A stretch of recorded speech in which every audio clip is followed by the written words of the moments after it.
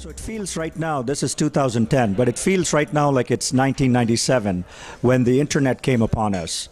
Cloud computing seems to have the same feel. There's a lot of energy, excitement, hype, opportunities and challenges. It really is something big, but we quite don't know what it is. When we talk to CIOs and customers buying cloud computing, they tell us that they're going to increase their spending tremendously over the next 3 years. It's going to go from 3 or 4% of their budget to 20 to 30% of the budget. So we know customers are going to buy. Now we have to figure out what they're going to buy, how much they're going to buy, and what the business models are for the industry. So that's kind of a quick, overview of the high level. Now, if you want to know what is in it for Indian entrepreneurs and Indian startups, I think the cloud revolution really allows any entrepreneur to quickly develop some applications, deploy it in the cloud, get instant customer feedback and instant revenue. Or they can quickly change course and find ways to do other products and other services. So I think the cloud model is very quick, nimble, cost effective, and anybody, even in a tier 2 city or tier 4 city in India, can start a company now. They don't need any hardware or software. All they need is an internet connection, and they're in business.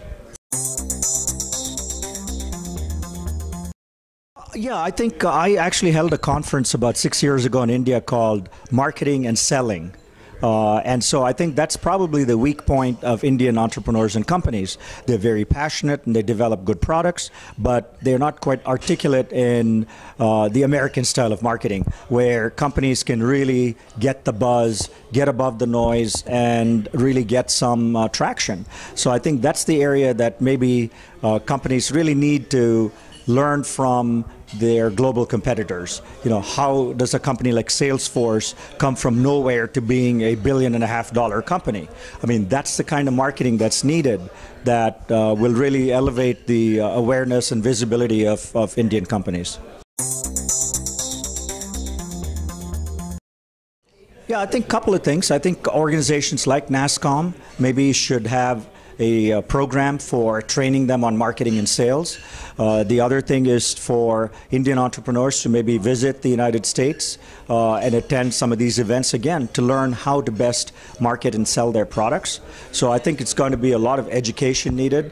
Maybe there are some Indian success stories that can be talked about, and those people can mentor other people. But I would say that's probably the weakest part of an Indian entrepreneur skill set today. So the thing is, if you have an idea, put that product out immediately and test it.